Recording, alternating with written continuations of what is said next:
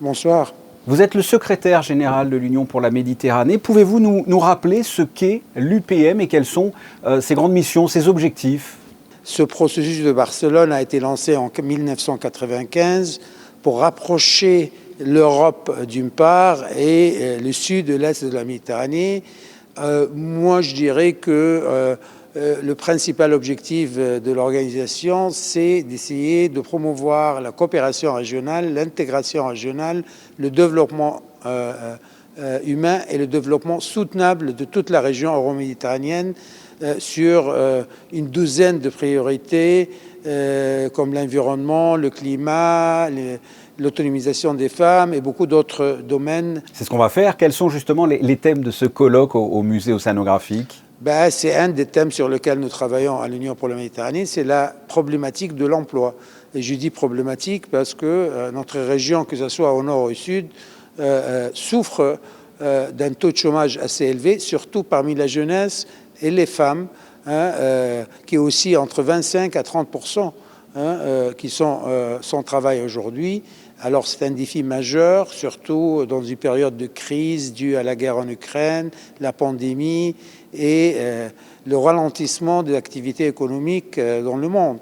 Alors ce colloque est consacré à discuter les moyens pour promouvoir l'emploi, quels sont les différents secteurs économiques nouvelles dans lesquels on peut augmenter le taux ou diminuer le taux de chômage et augmenter l'employabilité de nos jeunes et de femmes, comme le numérique et autres activités économiques qui répondent aux besoins de nos sociétés, mais aussi aux besoins de nos jeunes femmes et hommes. Et en quoi l'Union pour la Méditerranée peut faire avancer les choses très concrètement ?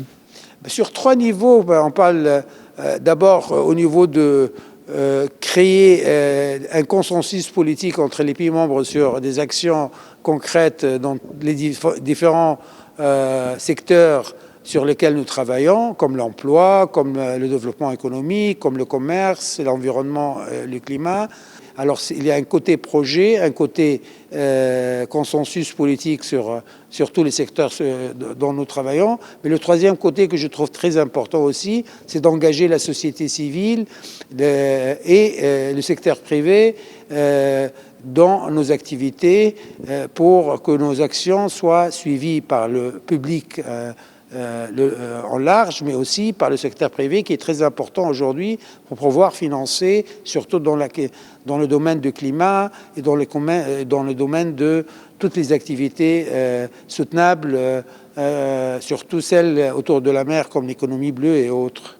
Parce que vous parlez du climat notamment, pour la première fois lors de la COP27, il y avait un pavillon méditerranéen, c'est bien ça ? La principauté, à travers la Fondation Albert II, était un des partenaires majeurs dans notre Med Pavilion et son Altesse Sérénissime a été un des invités lors de nos débats au pavillon. C'est un pavillon qui avait comme but deux choses. Premièrement, attirer l'attention sur la crise climatique de la région, parce qu'il s'avère que la région euro-méditerranéenne se chauffe 20% plus rapidement que le reste du monde.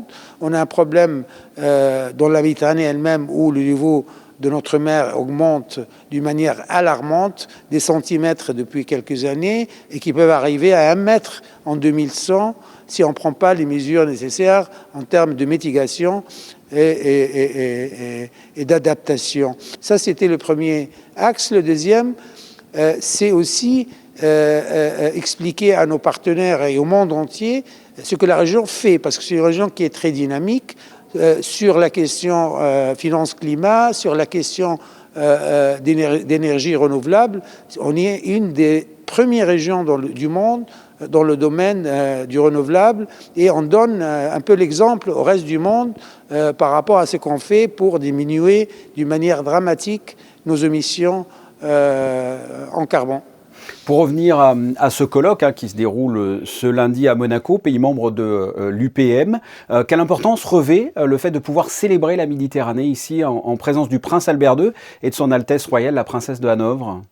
Écoutez, il n'y a pas un pays plus méditerranéen que Monaco. Le prince est impliqué sur les questions d'environnement et climat et sur la santé de notre mer commune, la Méditerranée. C'est un geste que moi j'apprécie énormément, mais qui démontre la vocation naturelle de Monaco à faire partir de ce monde euro-méditerranéen et de jouer un rôle positif, constructif dans tout ce que nous faisons pour améliorer la vie des jeunes et des femmes et de tout le monde autour de notre mer commune, la Méditerranée. Nasser Kamel, merci. C'est moi qui vous remercie.